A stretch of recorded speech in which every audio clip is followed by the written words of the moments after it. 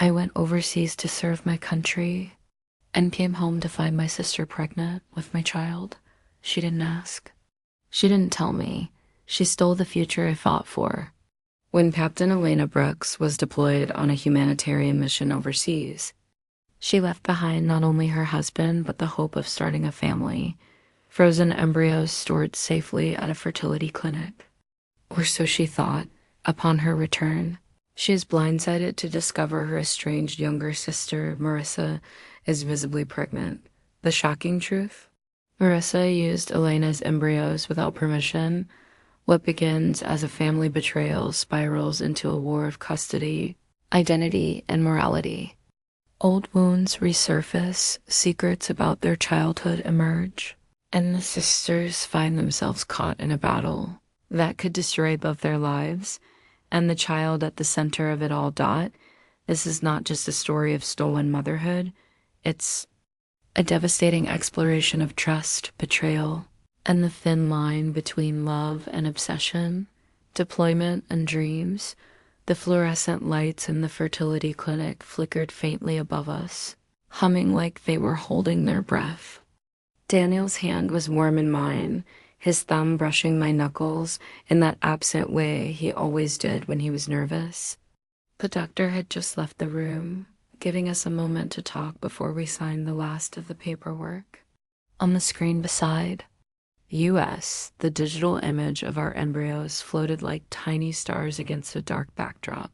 This is it, I whispered, staring at them. Our future. Daniel nodded, but his eyes stayed fixed on the screen. When you get back, he said quietly, we'll start the rest of our lives. It should have been the happiest moment before my deployment, securing the family we dreamed of, but I couldn't shake the tight knot in my chest. The war zone I was heading to was unpredictable, and while my training as an army medic had prepared me for chaos, nothing prepared me for leaving pieces of my life frozen in a lab waiting for me to come home. The next morning at the airport, I hugged my parents goodbye. My mother clung to me, whispering the same thing she always did. Come home safe, no matter what. My younger sister, Marissa, lingered at the edge of the crowd, her phone in hand, barely glancing up. Bye. Marissa, I said, forcing a smile. She glanced at me, smirked faintly, and said, don't be a hero.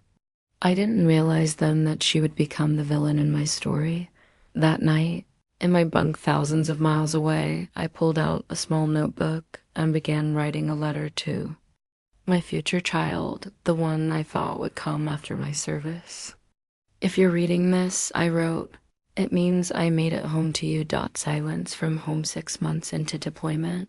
I had memorized the schedule of our satellite phone calls and the feel of Daniel's voice through the static. But lately something had shifted.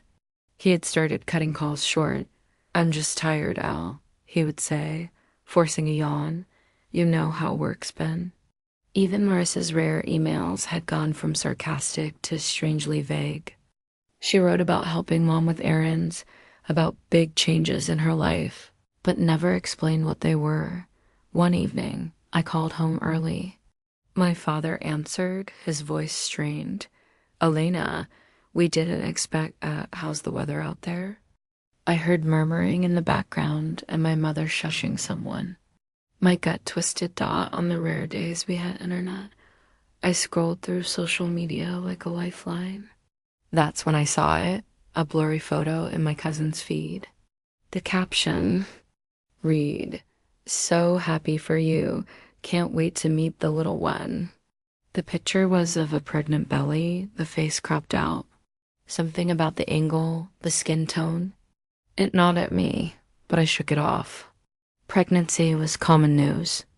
Surely it had nothing to do with me. Back in the village clinic, I distracted myself with work, setting broken bones, treating shrapnel wounds, delivering babies under candlelight when the power cut out. But every now and then that cropped. Photo flashed in my mind of the homecoming shock. The homecoming banners at the base gate fluttered in the winter wind. Families screamed, cried, kissed. Daniel was there, smiling and holding flowers, and for a moment the world felt right again. It was only that night, at my parents' house for the welcome dinner, that everything shattered. Marissa walked in late, her coat unbuttoned, and there it was. Her belly, unmistakable, full dash turned. My fork froze halfway to my mouth. "You're pregnant?" I asked, my voice catching. She smiled thinly. "Yeah, surprised." The room went quiet, everyone pretending to eat. My cousin, trying to lighten the mood, said, "Guess baby's running the family now, huh? Funny, considering." She trailed off when she saw my face. Later that night, at home, I asked Daniel, "Did you know?" He hesitated just long enough for my heart to pound. I knew she was pregnant, but I didn't know details. The next morning, I stopped by my parents' house, determined to get answers. In the kitchen, while my mother made tea, an envelope on the counter caught my eye. The logo of the fertility clinic printed in bold blue letters. The addressee wasn't me. It was Marissa. Betrayal unfolds. The confrontation was volcanic. "You stole them?" My voice cracked as I slammed the letter onto her coffee table. Marissa, lounging in her apartment like she was expecting me, didn't flinch. "I didn't steal. I borrowed. They were my embryos, my future children." "You had no right." "I had every right," she snapped. "You weren't even here. You could have died. And those embryos would have sat there until they expired. I gave them a chance at life." Her words felt like acid in my ears. "You didn't do this for them. You did it for you." Her smirk faded, replaced by a flicker of something raw. "You always had everything, the grades, the career, the parents' praise. This was mine." I realized then this wasn't just about a baby. It was about every wound she'd carried since childhood. War in court, and at home I filed for custody. The next day, the courtroom felt colder than the Afghan nights I had just survived. Our lawyers spoke like we were strangers, stripping the history from our lives until it was just facts and legal codes. "She has no biological connection to this child," my attorney said. "The embryos were obtained under Elena's and Daniel's consent alone." Marissa's lawyer countered, "But she carried the child. She gave birth. She is the gestational mother." Daniel took the stand, voice trembling as he admitted he suspected something was wrong months before my return. That betrayal stung almost as deep as Marissa's. News outlets caught wind of the case, turning it into a morality debate. Strangers on the internet called me selfish. Others called Marissa a thief. The most painful moment came when Marissa testified, "I did it because part of me wanted a child with Daniel." A child between us. The ruling came on a rainy Thursday. I won full legal custody, but Marissa was granted visitation. When my daughter was born, the room smelled faintly of antiseptic and rain. She was small, perfect, with Daniel's nose on my chin, holding her. I felt a rush of love and grief so strong it was almost unbearable. This was the child I had written to in my bunk overseas. Marissa appeared at the doorway, pale and silent. She didn't speak, just watched me cradle the baby. For a moment, I thought I saw regret in her eyes, but it passed quickly. We would never be sisters again.